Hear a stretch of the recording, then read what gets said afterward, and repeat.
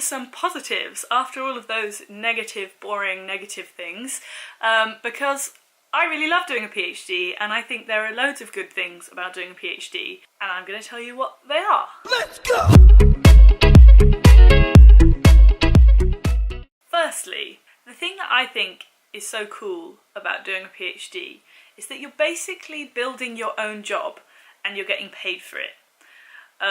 Hopefully, if you get funding. It's incredible because I am studying something as a job that I have been interested in on a personal level for like 10 years.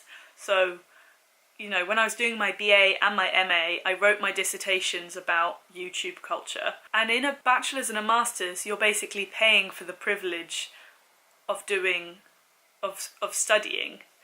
Whereas at PhD level, you're being paid to do it. So if you enjoyed your bachelor's and your master's a lot, and you want to go deeper on a topic, then a PhD is incredible because you're getting paid to do it, which means you don't have to do another job that you might hate or just not like, or it might, you know.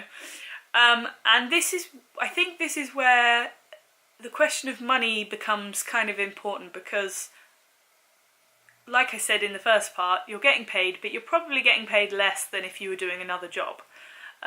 Especially if you have a master's, which you probably have if you're doing a PhD, and your earning potential is quite high. For me, it was worth taking a considerable pay hit to do something that I wanted to do, that I really wanted to do, more than the other jobs that I'd done before.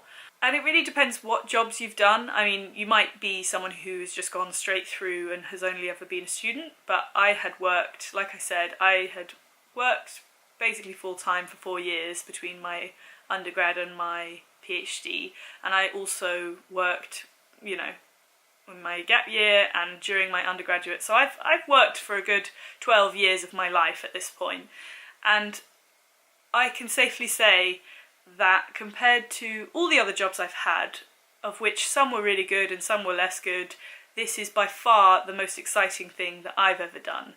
And that's because I'm part of something that is amazing. I feel like it's amazing, you know.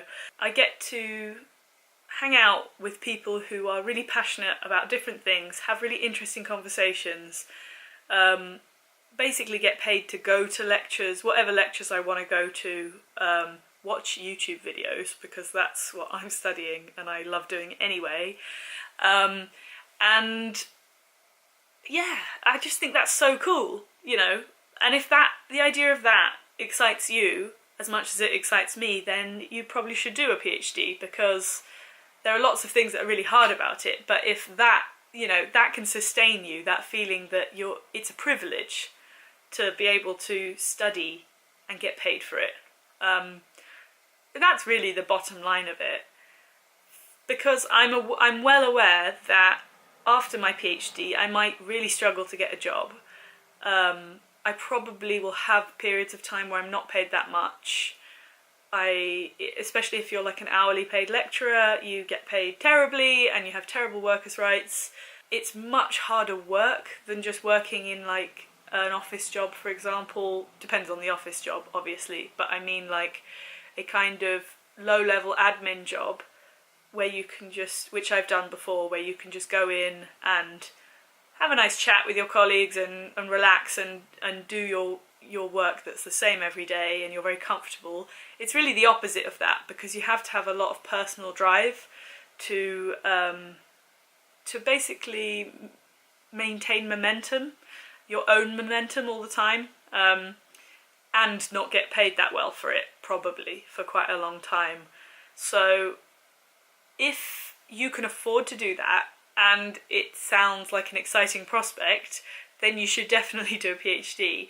But if you're someone that is very career-oriented and very driven by money and success, it's not the easiest route to take, for sure. There's another aspect which really appeals to me, which is that as a job, if you treat it as a job, which it is essentially, doing a PhD and then going into academia, what I love about it is that there are lots of different things that you do all the time, and they kind of, like a patchwork, they kind of all fit together to make up a job of an academic. So as a PhD, you're doing your own research, and then you're also hopefully doing teaching and writing and you know, speaking at conferences and stuff and joining research teams, and it's kind of, it all comes together to form the job of a PhD student or an academic.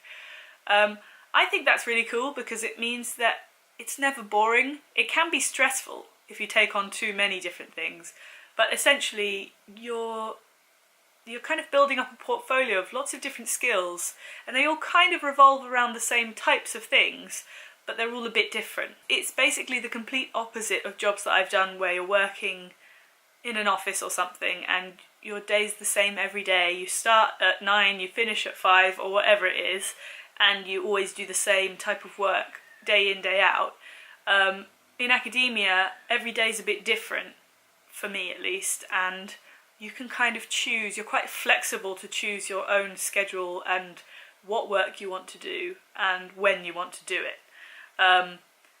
The flip side of that, which is very negative, is that there's a lot of unpaid work. So all your research, you know, when you're actually working in academia, if you're lucky, you get paid a salary to work for a university, but most people end up doing many more hours than a full-time job in academia, because you're basically doing, you know, it's your own reputation, your own work. How do you put a limit on the amount of time you should spend doing research?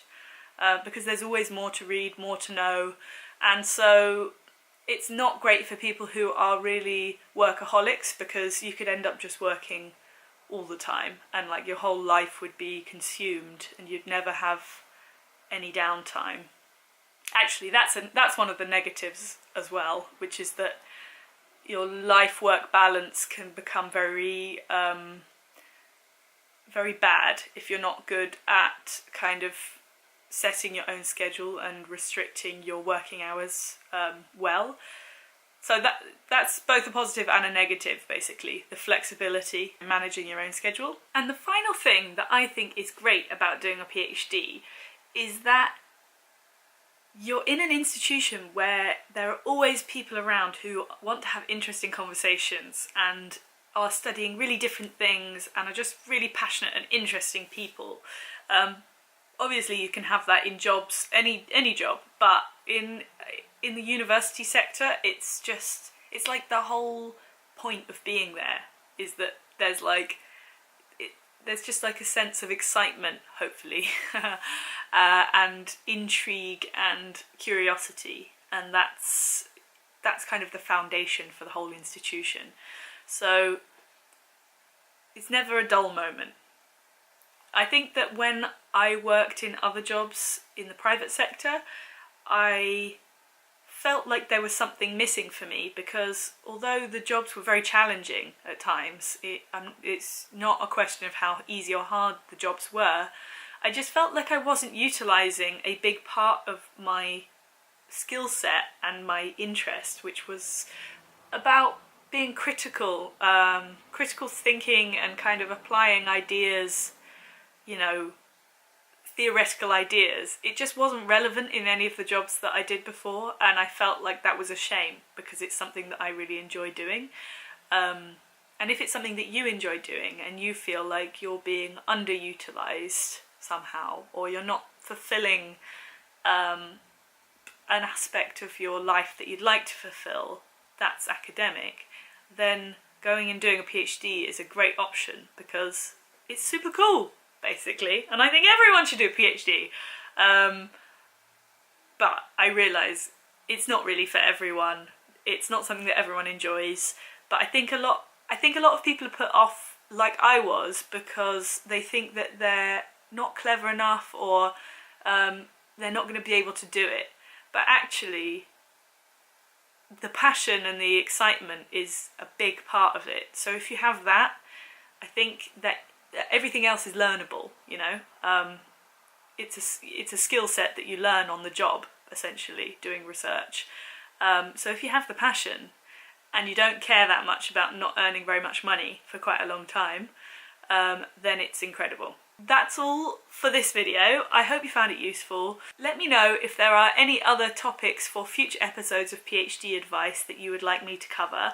I have some ideas in the pipeline, but suggestions are always welcome.